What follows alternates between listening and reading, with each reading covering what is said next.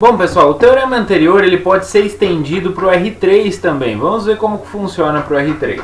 Suponha então que F é um campo de vetores sobre o R3 com coordenadas A, B e C, onde A, B e C são de classe C1 no retângulo R, né, que é o cartesiano do intervalo fechado AB com o intervalo fechado CD com o intervalo fechado EF. Então, o campo F ele é conservativo em R, C e somente C vale as seguintes relações, as três relações. A derivada de A com relação a Y, né, que é a segunda coordenada, é igual à derivada de B com relação a X, que é a mesma que a gente tinha antes, né? Agora, a derivada de A com relação a Z é igual à derivada de C com relação a X. E a derivada de B com relação a Z é igual à derivada de C com relação a Y. Então é só ir trocando as variáveis ali, né? Cada parzinho, né? Então A com B, A com C e B com C, né? A é a primeira coordenada e B a segunda, então A vai derivar em relação à segunda e B em relação à primeira.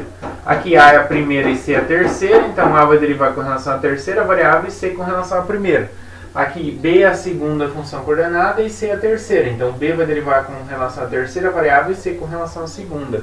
É uma forma de lembrar, né, quais são as condições para que um campo seja conservativo sobre um retângulo, né? Um retângulo fechado. Lembrando que um retângulo fechado no R3 é um paralelogramo, aqui, ó, que nem a gente tem aqui. Tá?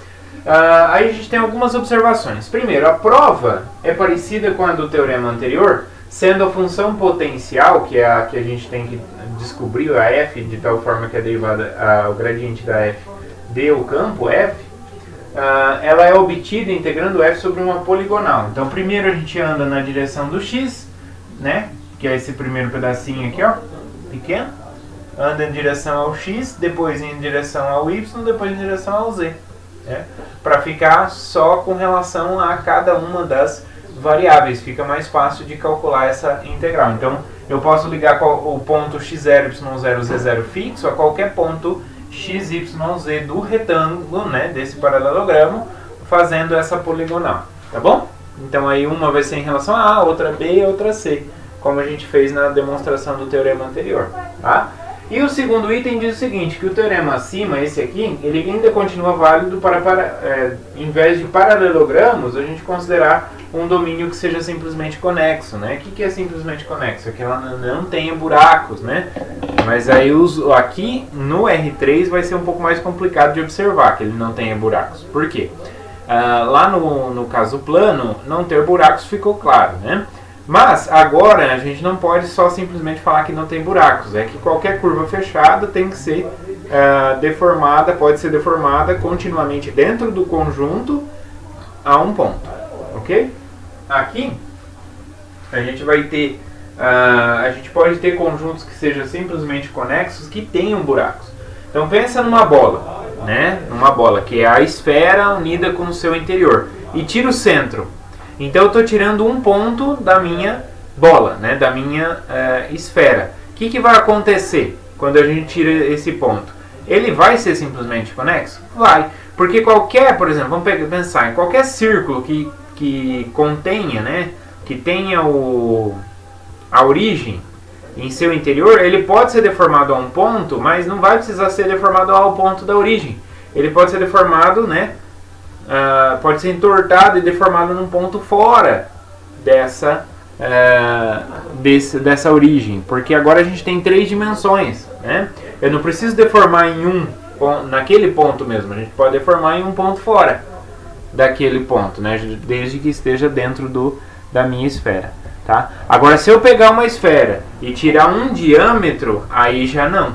Por que não? Porque eu não consigo desviar, né? É como se eu pudesse desviar na hora de deformar. Então, se eu pegar um diâmetro, tiro esse diâmetro da minha esfera, então qualquer curva fechada que passe, né, que tenha esse diâmetro aí no meio, a gente não consegue desviar, né, para deformar num ponto. Ele vai ter que cruzar para deformar num ponto, ele vai ter que deformar num ponto que está no diâmetro ou vai ter que cruzar o diâmetro alguma hora. Então, isso já não é um conjunto conexo, né? Então agora a ideia de buraco fica um pouco mais obscura. É igual se a gente tivesse, ó, a ideia do anel é um conjunto que que é simplesmente conexo no R2. E agora se eu pegar uma esfera maior e tirar uma esfera menor embaixo, dentro, ainda vai ser um conjunto que é simplesmente conexo. Por quê? Porque mesmo que eu tenha uma curva que contenha aquela esfera, né, que esteja em volta daquela esfera, então eu posso deformar ela ainda por fora, eu posso desviar daquela esfera de dentro. Agora é diferente do plano, né, que a gente não conseguia desviar daquela circunferência que estava no interior, tá? Então só cuidado que agora fica um pouco mais confuso essa questão de buraco, né? Então ser simplesmente conexo é se toda a curva fechada pode ser deformada continuamente a um ponto, tudo dentro do conjunto.